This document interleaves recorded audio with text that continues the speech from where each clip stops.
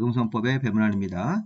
자, 국토계획법의 핵심 이론 강의 계속 진행하겠습니다. 자, 10번째 테마 중에서 이 두 번째 파트인데, 도시계획 시설 사업의 시행 절차 중에서 사업이 이제 미집행, 사업이 정상적으로 집행하지 않고 방치되는 그 부분을 살펴보도록 하겠습니다.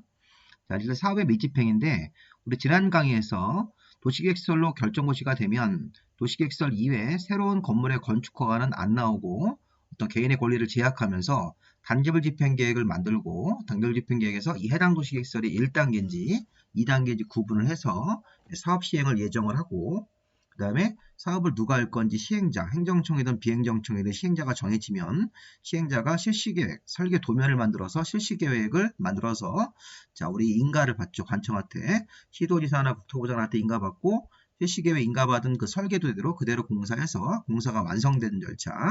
자, 이렇게 사업 정상적으로 집행을 하면 단계별 집행계획, 시행자, 실시계획, 공사 착수, 그 다음에 준공검사 이런 순서로 사업을 진행을 합니다. 자, 근데 도시계획시설로 결정되고 나서 미집행하는 경우도 있다는 겁니다. 미집행. 2년까지 사업이 시행되지 않았을 때, 뭐 10년 내 사업이 없을 때, 20년까지 사업이 미집행, 미시행됐을 때, 이런 식의 어떤 기간을 가지고 구분을 하고 있습니다. 그래서 2년까지 미시행하면 여기서 우리 앞에서 도시계획시설로 결정고시가 되면 도시계획시설 이외에 그 토지 소유자가 사적으로 건축물이나 공작물 등을 건축할 때는 허가가 금지됩니다. 도시계획시설 부지이기 때문에. 그럼 도시계획시설로 결정되고 나면 새로운 건축물, 도시계획시설 이외에 새로운 건축물이나 공작물의 설치는 허가가 안 나오는 금지 상태인데 2년까지 미시행하면 예외적으로 가설 건축물 같은 것 등은 예외적으로 설치를 허가할 수 있다. 그래서 가설 건축물이나 도시계획시설에 지장이 없는 공작물 이런 것들은 2년까지 사업이 없을 때 이런 허가 금지에 대한 예외로서 가설 건축물 등은 예외적으로 허가할 수 있다. 그리고 도시계획시설로 결정고시가 되고 나서 10년 내에 이런 실시계획 같은 거 안 만들고 시행자가 사업을 방치하면 그러면 내 땅을 빨리 사가라 이렇게 해서 매수 청구를 하는 걸 할 수 있습니다. 그리고 20년까지 사업이 없을 때는 도시계획 시설 결정이 실효가 되는 것이죠. 그리고 이 10년 내 미시행에는 지방의회에 보고하고 도시계획 시설 결정을 뭐 해제해달라고 이반이나 결정 신청할 수 있다. 이런 부분들을 같이 이렇게 볼 거니까 이 10년짜리에는 이렇게 3가지 조항이 걸려 있는 겁니다. 자, 일단 2년, 10년, 20년까지 미시행을 했을 때 거기에 따른 효과라고 분석하시면 되겠습니다. 자, 그러면 도시계획 시설부지에서 개발행위는 어떻게 돼야 되는지 우리 앞에서 언급을 한 건데, 자, 원칙을 보시면 도시계획시설로 결정된 부지입니다. 이게 도시계획시설로 도시관리계획 결정이 된 그런 부지 안에서는 이 개발행위가 기본적으로 제한되죠. 원칙이 건축물 등의 허가가 금지됩니다. 자, 도시계획시설의 설치장소로 결정된 도시계획시설 설치장소로 도시관리계획이 결정된 그런 지상, 수상, 지하 등에서는 도시계획시설 결정고시 이후부터는 도시계획시설 이외에 새로운 건축물의 건축이나 공작물 설치는 허가를 금지합니다. 그래서 새로운 건축물, 도시계획시설이 만약에 공원이면 공원 이외에 새로운 개인적으로 건축물을 건축하거나 이 공작물의 설치 허가는 금지를 당합니다. 이렇게 권리가 침해가 되는 겁니다. 자, 그런데 문제는 자, 도시계획시설로 결정되고 나서 아까처럼 단계별 집행계획 만들고 시행자가 실시계획을 만들어서 공사를 집행하면 문제가 없지만 이제 공사를 집행하지 않고 방치하는 겁니다.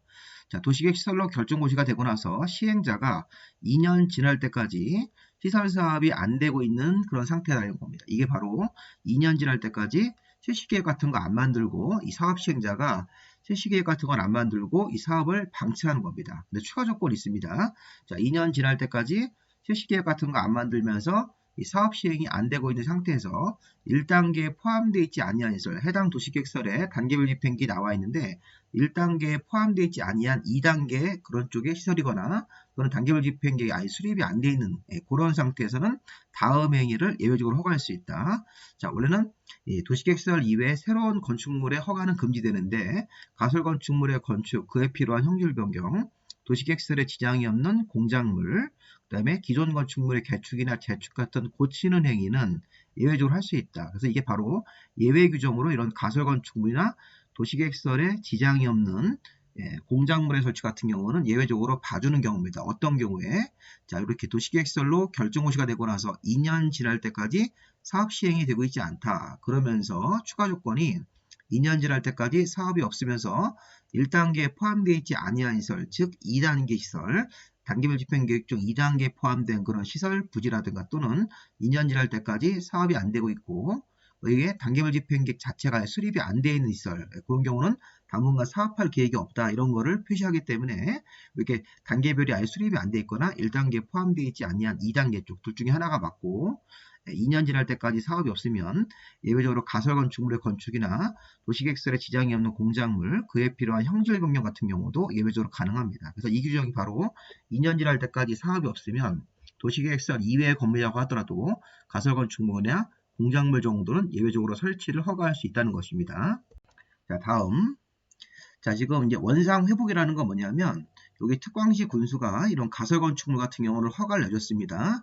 허가를 내줘서 가설 건축물을 사용하다가 도시계획 시설 사업이 만약에 시행된다면 그 시행 예정일 3개월 전까지 이런 가설 건축물 소유자 부담으로 철거 등의 원상 회복 조치를 이제 해야 되는 것입니다. 법에 따라서. 자, 가설 건축물은 뭐 조립식 가설 건물 이렇게 지을 수 있기 때문에 만약에 도시계획 시설 사업이 시행되는 것으로 이제 시행되는 건 확정이 돼서 실제 시행이 된다면 시행 예정일 3개월 전까지 가설 건축물의 이 소유자 부담으로 철거 등의 원상 회복 조치를 해야 되는 것이고요. 그리고 원상회복 조치를 스스로 안 한다면 행정대집행법에 따라서 이제 강제로 철거하는 그런 원상회복을 할 수 있다는 것입니다. 3개월 전까지 가설건축물을 허가한 토지에서 사업 시행이 된다면 만약에 사업 시행을 그동안 방치하고 있다가 가설 건물을 지었는데 시설 사업이 시행이 된다라는 게 확정돼서 시행 예정일이 나오면 예정일 3개월 전까지 이런 가설 건축물 소유자 부담으로 이 철거 비용을 부담하면서 원상회복 조치를 명해야 되는 것입니다. 자, 이번 이제 더 중요한 게 이거죠. 매수 청구. 도시계획 시설 부지에서 10년 내 사업이 없이 방치되면 지목의 대인 토지 소유자가 이런 매수 청구를 할 수 있습니다. 자, 우리 공법에서는 이런 매수 청구라는 게 내 땅이나 내 건물을 사가라 이렇게 청구하는 겁니다. 자, 매도 청구는 너의 물건을 나한테 팔아라 이렇게 청구하는 것으로 해석하시면 됩니다. 매도 청구는 뒤에 가서 나올 겁니다. 우리 정비법을 할 때. 자, 일단 매수 청구는 내 땅을 사가라 이런 얘기입니다. 자, 일단 10년 내 사업이 없는 경우라고 제목을 붙이고, 자, 매수 청구 사유, 누가 매수 청구하는 건지 지목이 대인 사람이네요. 그다음 매수 청구 상대방 누구를 찾아가서 할 수 있는지 이게 제일 중요한 겁니다.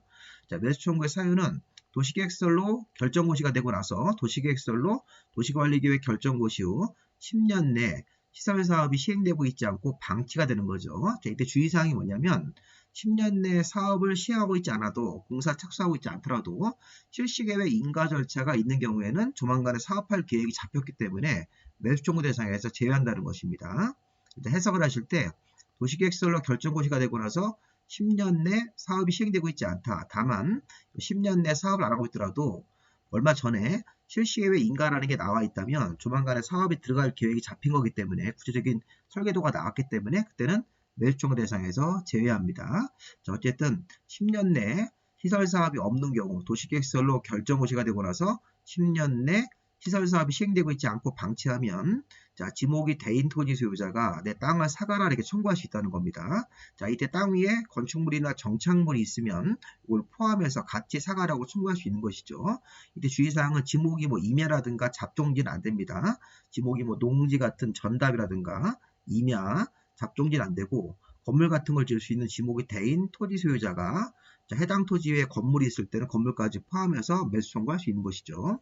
자, 매수 청구 상대방은 원칙적으로 특별광역자치시장, 자치도의사, 시장문수 같은 행정관청을 찾아가서 매수 청구하는 게 원칙인데 자, 예외적으로 노란색의 이런 자들이 별도로 있으면 이런 사람들한테 우선적으로 청구할 수 있다 이렇게 해석하시면 되겠습니다. 그래서 시행자, 시설사업의 시행자가 이미 정해져 있거나 설치 의무자, 관리 의무자가 주로 이제 공기업입니다. 자, 시행자가 정해져 있거나 설치 관리 의무자 같은 사람들이 있으면 이 사람들한테 우선적으로 특광시군한테 청구하지 않고 이 시행자나 설치 관리 의무자가 따로 있으면 자, 이런 사람들한테 청구할 수 있다. 자, 이때 주의사항 설치 의무자, 관리 의무자가 서로 다른 경우에는 설치 의무자를 찾아가서 매수 청구를 하는 것입니다. 자, 매수 절차는 매수 청구를 하면 6개월 정도 이내, 최대 6개월 정도 이내 매수해준다 안 해준다 여부를 통지하도록 되어 있습니다. 매수 청구를 받은 상대방은 매수 청구를 한 토지 소유자한테 6개월 안에 매수해준다 안 해준다 여부를 통지하고 자, 매수 여부를 통지했으면 2년 안에 실제 현금 지급 같은 매수를 해야 되는 것입니다. 이 그림을 보시면 자, 일단 여기서 우리 10년 내 사업이 없으면 10년 지나고 나서 지목이 대인 토지 소유자가 매수 청구를 합니다. 그럼 6개월 안에 매수 여부를 통지하게 되겠다. 최대 6개월이 또 걸릴 수 있다는 것이죠. 굉장히 또 시간을 끄네요. 그리고 10년 6개월째 내에 매수해준다 결정이 나오면 다시 현금 같은 거, 현금 지급이 원칙입니다. 현금 같은 대금 지급을 2년 안에 대금을 주고 매수를 해야 되는 것이죠. 그래서 우리가 10년, 6개월, 2년 요런 시간의 간격을 가지고 연습을 좀 해놓으셔야 되겠습니다. 아까 우리 2년 지날 때까지 사업이 없을 때는 가설 건축물 등을 예외적으로 허가를 받아서 건축할 수 있는 것이죠. 그리고 앞으로 볼 건데 20년까지 사업이 없을 때 20년까지 사업이 없으면 이게 최장기입니다. 장기 미집행 10년 이내에 사업이 미시행이 되면 매수 청구라고 할 수 있고 최장기 20년까지 시설 사업이 시행되고 있지 않다. 실시계획 같은 것도 안 만들고 사업 시행자가 방치하고 있을 때는 20년 되는 다음 날에 도시계획 시설 결정이 이게 실효가 되는 것입니다. 자, 우리가 봐야 될 것은 여기 이제 10년 6개월, 2년인데 시험 문제에서 이렇게 낼 수 있습니다. 10년 내 사업이 없으면 매수 청구를 하고 6개월 안에 매수를 해야 된다고 하면 틀립니다. 6개월 안에 매수 여부를 통지해 주는 겁니다. 매수해 줄 건지 안 해줄 건지 매수해 주겠습니다. 이렇게 통지할 수도 있고 매수 거절 통지를 할 수도 있습니다. 그리고 매수 여부를 통지했을 때 매수해 준다고 통지가 왔으면 실제 현금이나 또는 요건이 맞으면 도시계획 시설 채권이라는 걸 지급할 수 있습니다. 원칙은 현금, 예외적으로 조건이 맞으면 도시계획 시설 채권을 지급할 수 있는데 어쨌든 현금이나 채권을 지급해서 매수 여부를 통지하고 나서 2년 안에 매수를 해주는 게 이게 법에 정해진 절차입니다. 자, 그래서 우리가 기본적으로 이렇게 아까 여기 매수 청구한 날로부터 6개월 안에 10년 지나고 나서 매수 청구하겠죠. 그럼 매수 청구한 날로부터 6개월 안에 매수 여부를 통지하는 거고 매수 여부를 통지해서 매수해주겠다 이렇게 통지했으면 2년 안에 매수해주는 것입니다. 자, 그 다음에 이제 매수 가격과 매수 절차는 이런 공익사업법을 준용을 합니다. 우리가 이제 법의 이름이 좀 긴데, 공익사업을 위한 토지 등의 취득 보상에 관한 법률. 자, 이게 이제 토지 수용하는 그런 절차법인데, 자, 이때 이제 감정평가사가 두 명 이상이 들어가서 평가한 금액의 평균치를 내가지고 보상금을 지급하는 이런 규정이 이 매수 가격, 매수 절차도 유사한 규정으로 봐야 됩니다. 그래서 매수 가격을 이 감정평가사가 평가하고 이런 매수 절차가 수용 절차랑 유사하기 때문에 아까 매수 청구를 하고 매수 청구를 이제 받아준 겁니다. 그럼 그런 매수 가격을 얼마로 할 건지 매수 절차 등에 대해서 이 법의 규정을 제외하고는 이런 공익사업법이라고 하면 되겠습니다. 이걸 뭐 공시법이라는 말도 쓰는데 공익사업법을 준용해서 이런 매수 가격과 매수 절차를 처리하도록 되어 있다. 자, 일단 한번 보십시오. 은근히 시험 문제가 나오는 지문입니다. 매수 가격과 매수 절차 등에 대해서는 이 법 규정을 먼저 적용하고 이 법에 있는 규정을 제외하고는 이런 공익사업법 규정을 준용하도록 되어 있습니다. 자, 대금은 현금으로 대금을 지급하는 게 원칙인데 이 노란색 조건이 둘 중에 하나가 맞으면 이런 도시계획 시설 채권이라는 형태로 채권을 지급할 수 있습니다. 이 채권도 시험 문제가 많이 나옵니다. 자, 도시계획 시설 채권, 도시계획 시설 부지에서 매수 청구가 들어왔고 매수 청구를 받아주기로 했습니다. 그러면 이 매수 의무자가 지방자치단체입니다. 예를 들어서 아까 우리 여기 특별광역, 자치시와 자치도 시장군수 같은 그런 지방자치단체로서 다음 원 하나가 맞으면 이게 토지 소유자가 원할 때 매수 청구를 한 토지 소유자가 현금 대신 시설 채권을 달라 이렇게 원하는 경우도 있고 또 부재부동산이나 비연목이라는 게 이게 투기 성격의 부동산입니다. 자, 이 매수 청구를 한 토지가 부재부동산이나 비연목 토지일 때는 투기 성격의 부동산을 토지일 때는 매수 청구를 했을 때 대금이 3천만 원 초과하면 초과하는 금액에 대해서는 강제로 이런 시설 채권을 지급할 수 있습니다. 자, 지방자치단체가 토지 소유자가 원하면 시설 채권 지급하는 경우도 있고 또 지방자치단체가 매수 청구를 받아서 매수 의무자가 되었는데 이 지방자치단체가 부재부동산이나 비업무용 토지에 대해서 매수 청구를 받고 이 매수 대금을 계산해 봤더니 3천만 원 초과하는 금액이 생겼다. 예를 들어서 1억 그러면 3천만 원까지 현금 지급하고 3천 초과하는 금액에 대해서는 강제로 이런 시설 채권을 지급할 수 있습니다. 자, 이 시설 채권은 상환기간이라는 게 또 되게 중요합니다. 이 시설 채권은 당장 돈으로 지급하는 게 아니고 이 상환기간은 10년 이내로 하고 이자율은 1년 만기 은행에 정기예금 금리 이상은 지급을 해야 됩니다. 10년 이내에서 상환기간을 정하고 최대 10년짜리 이자율은 1년 만기 금융기관의 정기예금 금리 평균 이상으로는 지급해야 된다. 그러면서 요 이내에서 상환기간과 이자율은 이 조례로 정하는 겁니다. 구체적인 상환기간을 이렇게 5년으로 할 건지 뭐 7년으로 할 건지 10년 이내이기 때문에 그런 것들은 조례로 정하도록 되어 있습니다. 이자율도 정기예금 금리 평균 이상인데 정확하게 몇 퍼센트 할지까지는 이자율 같은 경우는 조례로 정하도록 되어 있습니다. 그래서 이 도시계획 시설채권의 특징입니다. 도시계획 시설채권은 10년 정도 이내에서 상환기간을 정하고 이자율은 1년 만기 정기예금 금리 평균 이상으로는 정해야 된다. 자, 채권의 발행 절차는 이 채권 아까 발행자가 누군가요? 지방자치단체가 발행하는 겁니다. 지방자치단체가 요 기업이나 니은 중에 하나에 걸리면 시설채권을 이걸 시설채권이라고 부릅니다. 지급할 수 있는데 자, 시설채권의 발행 절차는 이 법의 규정을 제외하고는 지방자치단체가 발행해서 지방자치단체가 일종의 빚을 지는 거기 때문에 이런 지방재정법이 정하는 바에 따릅니다. 시설채권의 발행 절차는 지방재정법이 정하는 바에 따른다. 이 법을 제외하고 이것들 한번 잘 확인을 좀 해놓으셔야 되겠습니다. 아까 우리 매수가격과 매수절차 같은 경우는 공익사업법을 준용한다는 표현을 쓰고 매수가격 같은 경우는 이 시설채권의 발행 절차, 도시계획 시설채권의 발행 절차는 지방재정법이 정하는 바에 따르도록 되어 있습니다. 자, 그 다음에 매수를 거절하는 경우도 있었죠. 자, 잠깐 이 그림으로 넘어오시면 아까 10년이 지나서 매수청을 했더니 6개월 안에 매수 여부를 통지해 주는 겁니다. 그래서 매수 통지가 가면 2년 안에 매수하는 거고 매수를 거절 통지하는 경우도 있다는 것입니다. 자, 그러면 매수하지 아니하기로 결정하거나 아까 10년 6개월째 매수를 거절 통지한 거죠, 이게. 또는 매수하기로 통지하고 나서 2년 안에 2년 지날 때까지 매수를 해줘야 되는데 2년 지나도 또 돈을 안 주는 경우도 있다는 겁니다. 자, 매수를 해주기로 했는데 2년 안에 돈을 줘야 되는데 돈을 안 주는 경우도 있다는 것이죠. 이렇게 10년 6개월째 매수를 이게 매수하지 아니하기로 결정한 경우가 10년 6개월 그 기간 내에 매수를 거절한다고 통지하거나 아니면 매수하기로 통지했는데 2년 안에 이제 대금 지급을 안 하는 경우도 있습니다. 그런 경우에는 다음의 건축물이나 공작물을 예외적으로 허가받아 설치할 수 있다. 자, 3층 이하의 단독주택, 3층 이하로 1종 근린생활설, 3층 이하로 2종 근린생활설. 자, 우리 아직 건축법을 안 드신 분들은 이 근린생활설이 뭔지 잘 모르실 건데 우리가 일상생활에 서비스를 제공하는 상가업종이라고 생각하시면 되겠습니다. 자, 어쨌든 단독주택, 1종, 2종 근린생활설들, 그 밖에 공작물을 예외적으로 건축물을 건축해서 이런 업종들을 할 수 있다는 것입니다. 자, 이거 아까 우리가 앞에서 도시계획시설로 결정고시가 되면 도시계획시설 이외에 새로운 건축물의 건축은 허가 안 나옵니다.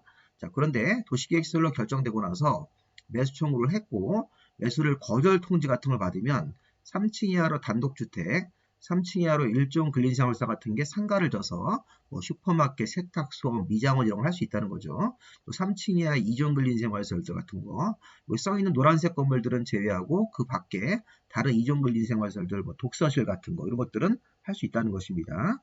자, 공작물도 가능하죠. 자, 우리가 이거 지금 매수를 거절했을 때 이런 것들이 예외적으로 가능하다. 이 노란색은 제외하고 나중에 이제 보실 겁니다. 문제를 푸실 때. 이 조항도 잘 봐주셔야 되겠습니다. 매수를 거절했을 때는 10년 6개월 매수 거절 통지가 오거나 10년 6개월 2년 그 기간 내 매수 돈을 안 주는 경우에는 다음의 건축물의 건축을 예외적으로 허가받아서 할 수 있다.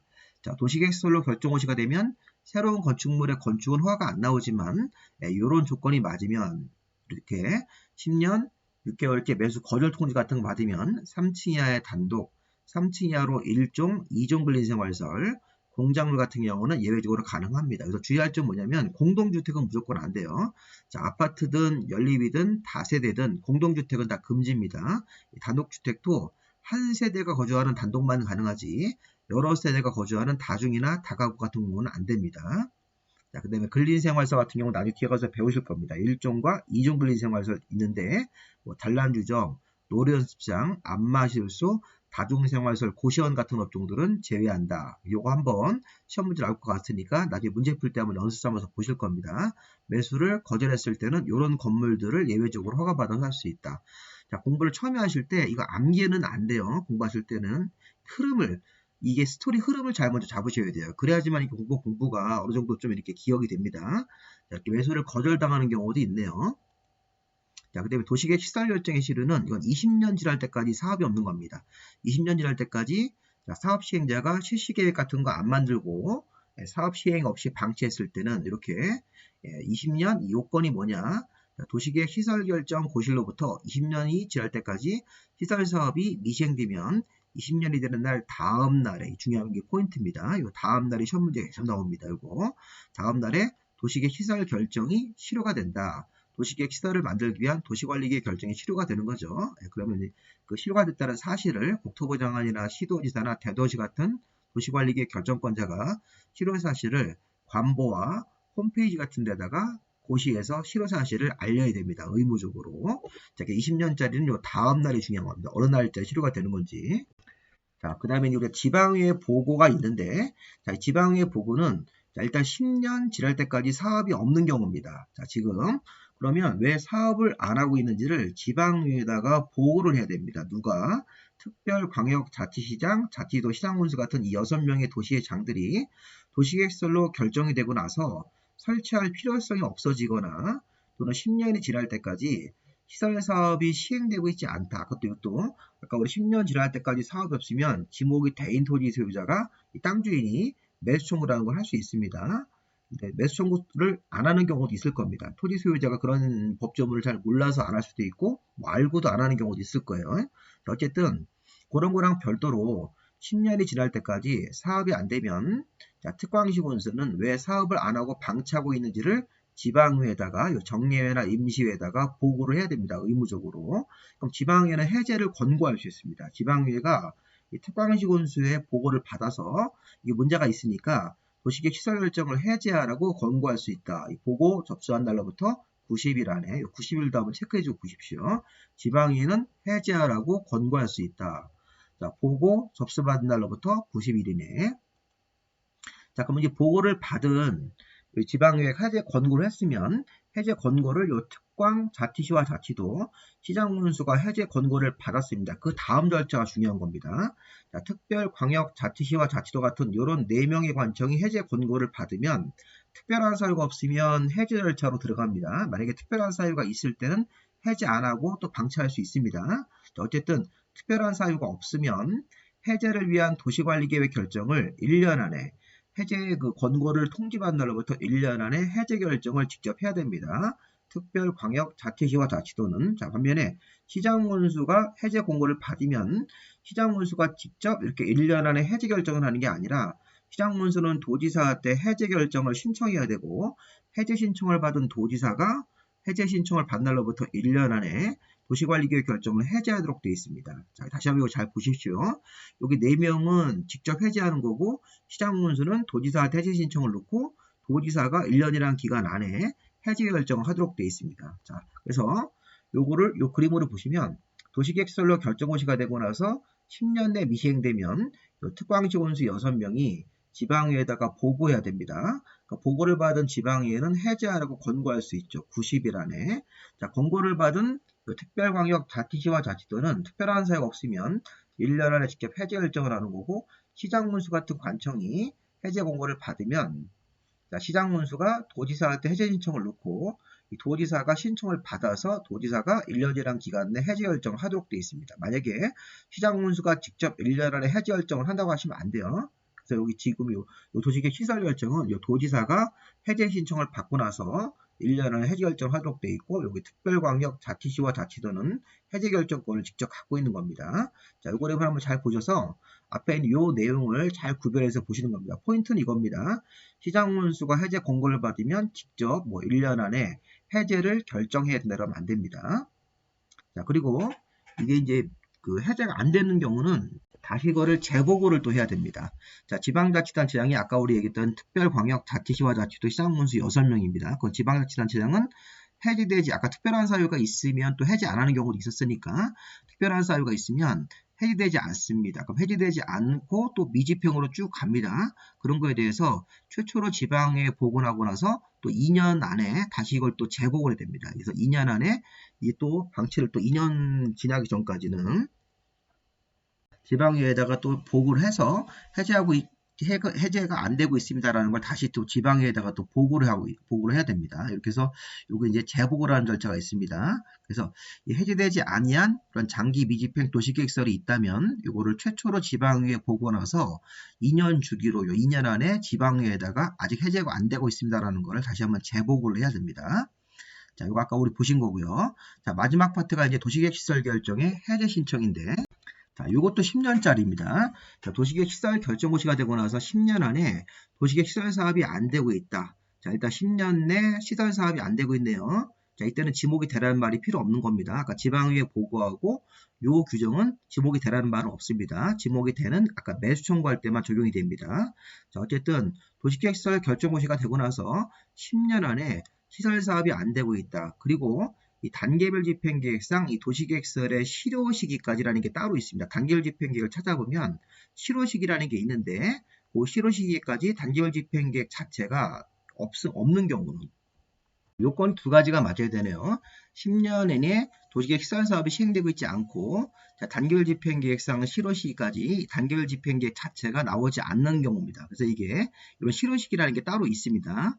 행정활정 서류에 보면 실효 시기까지 단계별 집행계획이 안 나와 있으면 일단 토지 소유자가 도시관리계획 이반권자한테 가서 왜 10년 동안 사업 안 하고 있고 그다음에 단계별 집행계획도 안 만들었냐 이런 얘기입니다. 그러면 토지 소유자가 도시관리계획 이반권자를 찾아가서 도시계획 시설 결정에 해제해달라고 이반 도시관리계획 해제를 이반을 신청할 수 있는 먼저 이반을 신청하는 겁니다.